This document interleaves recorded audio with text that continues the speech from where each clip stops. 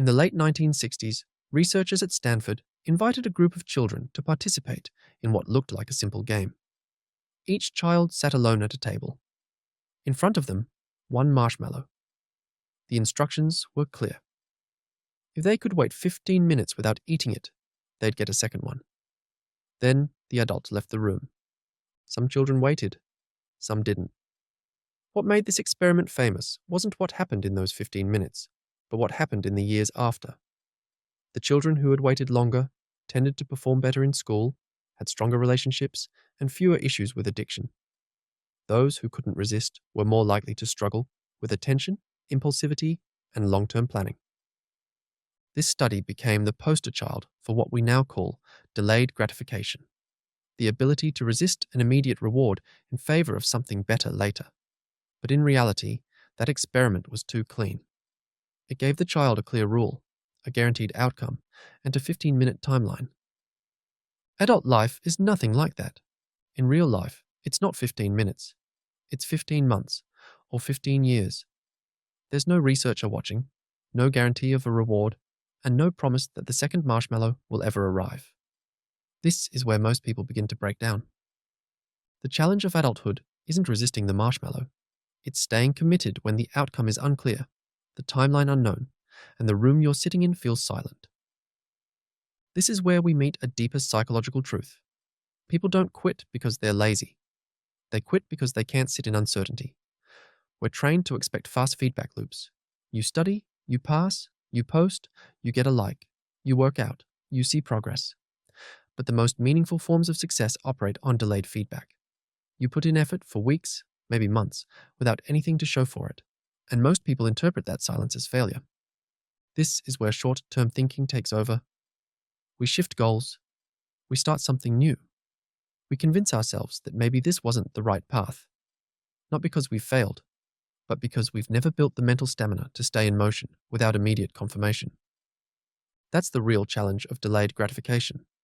It's not just resisting the reward, it's continuing to act when no one is clapping, when your progress is invisible, and when your brain is screaming for something easier. And if you're constantly chasing fast loops, your identity gets shaped by reaction instead of direction. You only act when things feel good, and you disappear the moment the results slow down. That's not a discipline problem. That's a relationship problem between you and your ability to trust long-term effort. So how do you build the ability to keep going when nothing is happening? First, you shift from results-based motivation to identity-based action. Most people think, once I see progress, I will stay consistent. But the reality is, consistency is what creates progress, not the other way around. If your actions rely on outcomes to stay alive, you'll constantly start and stop. The solution is to stop asking, is this working? And start asking, who am I when no one's watching? That switch, from chasing to embodying, is where real growth begins. It's where you no longer need proof to justify your path, because the act of showing up is who you are. Think about athletes in off-season training, artists in long drafts, entrepreneurs before their first sale. There's no spotlight, no praise, just routine, discomfort, and belief. Not belief in the outcome, but belief in themselves as someone who keeps going. And this isn't just motivational talk. It's backed by cognitive science. Our brains create loops of identity through behavior. Every time you follow through, you're casting a vote for the kind of person you are. The brain tracks patterns.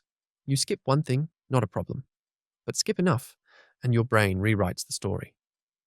I give up when it's slow. That becomes who you are, until you break the loop. The good news? You can start small. Build psychological momentum by lowering the bar. 5 minutes of focused action. One task done, even when tired. These acts teach your nervous system that discomfort is not a threat. It's a signal that you're stretching. But here's what you need to understand. Real delayed gratification is not passive. It's not about sitting still and waiting for things to improve. It's about staying active in the gap. It's about continuing to make moves even when your external world stays quiet. Because most people think waiting means doing nothing. That's wrong. The most powerful form of waiting is in motion. You keep building while others pause. You move forward while others spiral in doubt. That's what creates separation over time. The truth is, the world is full of talented people who gave up too early. People who had the skill, the vision, even the momentum, but not the internal patience to live through the silent season. So when you feel stuck, don't panic. Don't scrap the plan. Zoom out. Stay grounded. Focus not on speed, but on rhythm. Not on dopamine, but direction. Because success doesn't come to those who chase the fastest results. It comes to those who master the quiet space between effort and outcome. Delayed gratification isn't just about timing. It's about emotion. We often think we give up because we lack discipline. But in reality, we give up because we can't emotionally tolerate the space between effort and reward. That gap, that silence, it creates internal tension. And most people don't know how to hold that tension without soothing it. So, what do we do instead? We reach for emotional junk food, quick pleasures, cheap relief, not just scrolling or snacking, but things that feel productive, yet pull us away from our real work. Redesigning the website instead of writing the content, buying gym gear instead of showing up, telling others our goals instead of quietly doing the work. These are mental escape hatches, behaviors that give us just enough of a dopamine hit to feel like we're progressing, while avoiding the risk of failure, stillness, or uncertainty. They trick the brain. You feel busy, but you're not building anything. To truly delay gratification, you need to become aware of these patterns. Self-sabotage doesn't always look like quitting. Sometimes it looks like unnecessary detours dressed up as action. The second thing that kills long-term focus is emotional overload. We assume we can push through if we're just disciplined enough. But the brain doesn't work like that. When stress accumulates, when expectations rise, when sleep drops, and demands increase, the brain starts seeking relief. Not because you're weak, but because you're overwhelmed. This is why your mental baseline matters more than you think. You can't delay gratification if your system is always in survival mode. You need bandwidth. You need calm.